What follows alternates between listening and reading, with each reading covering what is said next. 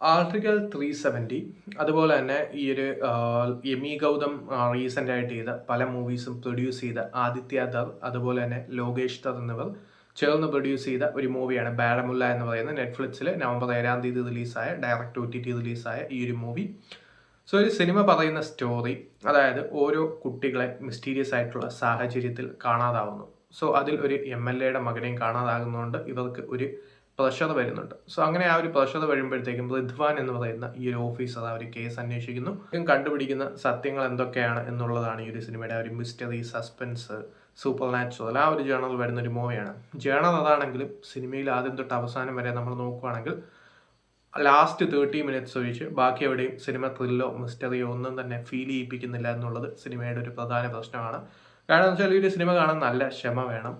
ക്ഷമയുണ്ടെങ്കിൽ ഈ ഒരു movie full കണ്ടു തീർക്കാൻ പറ്റൂ.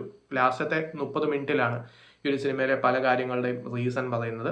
സോ ഒരു റീസണൊക്കെ ചെന്നെത്തുന്ന പോയിന്റ് എന്ന് പറയുന്നത് നമ്മൾ നോർമൽ പ്രൊപ്പഗണ്ട മൂവീസിൽ കാണുന്ന ആ ഒരു സെറ്റപ്പിലോട്ട് തന്നെയാണ് പോകുന്നത് എന്നുള്ളത് സിനിമയുടെ നെഗറ്റീവായിട്ട് പറയാം. പക്ഷേ എവിടെയെങ്കിലും ത്രില്ലോ അല്ലെങ്കിൽ മിസ്റ്ററി എലമെന്റ്സോ ഫീൽ ചെയ്യുന്നുണ്ടെങ്കിൽ അത് അവസാനത്തെ 30 മിനിറ്റിൽ മാത്രമാണ് എന്നുള്ളതാണ് ഈ ഒരു സിനിമയുടെ പ്രധാന പ്രശ്നം.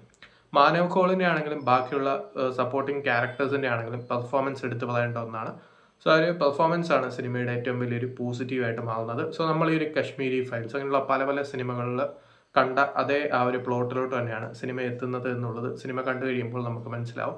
അതിനോട് തന്നെ ആദ്യത്തെ 1-1.25 മണിക്കൂർ നമ്മുടെ ക്ഷമ നല്ല രീതിയിൽ സിനിമ പരീക്ഷിക്കുന്നുണ്ട്. കാരണം നല്ല രീതിയിൽ ഈ ഒരു സിനിമ ലാഗായിട്ട് അല്ലെങ്കിൽ ഒരു സ്ലോ ആയിട്ടാണ് പോകുന്നത്. കാരണം ഇങ്ങനെയുള്ള ആ ഒരു അന്വേഷണം ഇൻട്രസ്റ്റിംഗ് ആയിട്ടോ അല്ലെങ്കിൽ ഒരു എൻഗേജിങ് ആയിട്ടുള്ള ഒരു നറേഷൻ അല്ല ഇതിൽ പോയിരിക്കുന്നത്. സോ അത് ഈ ഒരു സിനിമയുടെ പ്രധാന പ്രശ്നമാണ്.